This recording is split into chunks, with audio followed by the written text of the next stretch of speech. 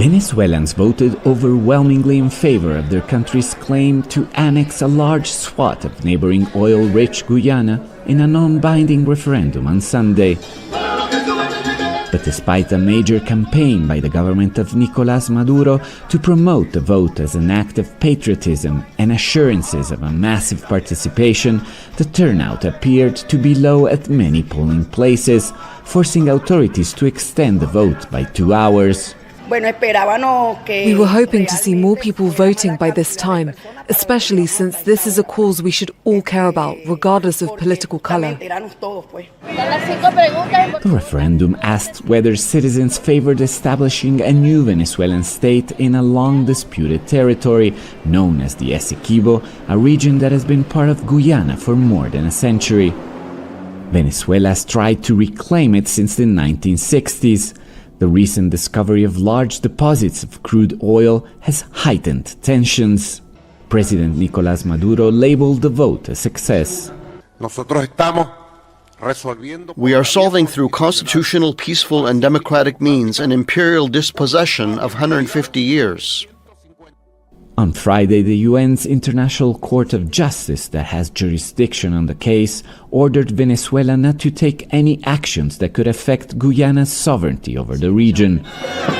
But Venezuela's aggressive rhetoric and actions, including moving troops along the border, has many Guyanese on edge. Their president sought to reassure them over the fear of an invasion.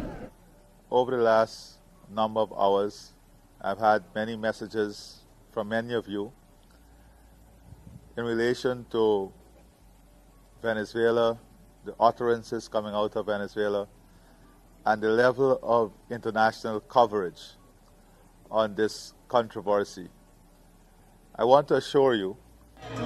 Many analysts believe the referendum is mainly a ploy for Maduro to drum up support ahead of next year's presidential elections.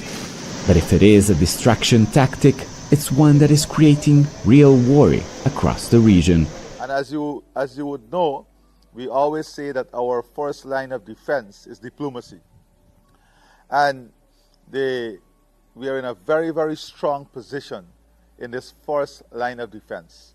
At stake is over 60,000 square kilometers of Guyana and the possibility of a regional crisis.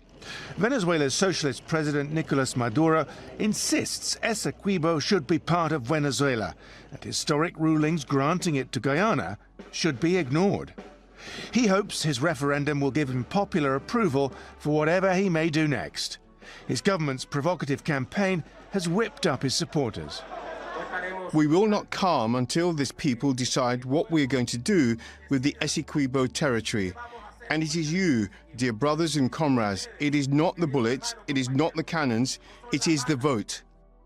Essequibo is home to around 200,000 Amerindian indigenous people, and in 2015 huge oil reserves were discovered here. Guyana appealed to the UN's highest court, the International Court of Justice, claiming that Venezuela's referendum would break international law and threaten its security.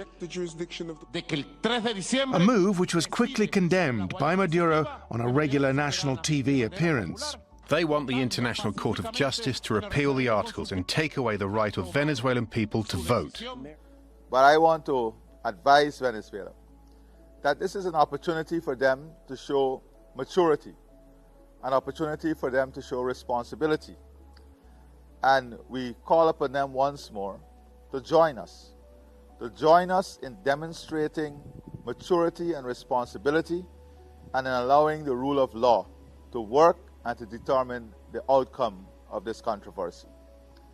I want to say too that we must all remember, and I want to speak directly to the Venezuelan people, we are your neighbors. And we are taught to love our neighbors as we love ourselves. Long after this controversy, we will live together as neighbors. You have to determine within yourselves whether you want to be part of a system that runs afoul with international law, that runs afoul based on all the feedback internationally, based on the support we're getting internationally. I want to assure Guyanese that there is nothing to fear over the next number of hours, days, months. ahead. Of course, our vigilance will be enhanced, but we are working around the clock to ensure that our borders remain intact and the people in our country remains safe.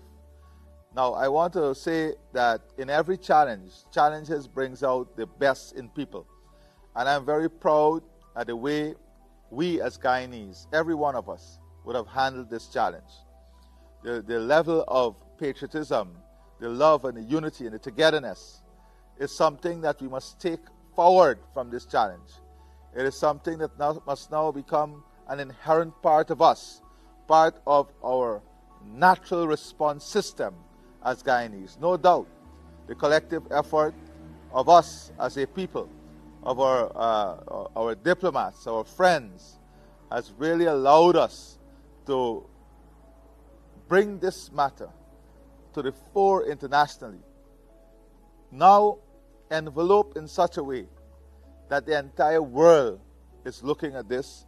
The entire world is looking at the way in which Venezuela will behave, and Venezuela is under greater global scrutiny because we have made it very clear that we are going to abide by the ICJ orders, and we're going to respect those orders, and we're going to work in accordance with the ICJ.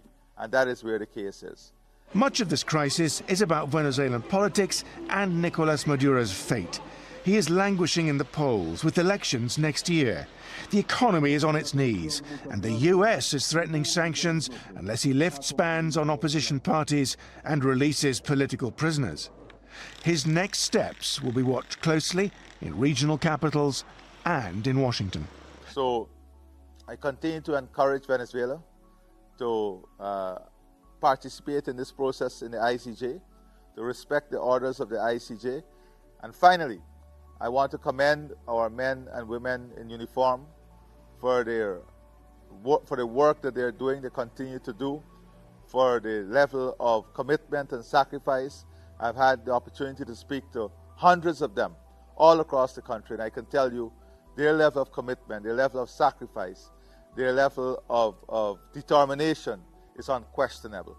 So I would ask also those in leadership and those with responsibility in Venezuela to avoid the type of narrative and propaganda and the type of language that would instill fear and push fear in the population, both in Venezuela and in Guyana.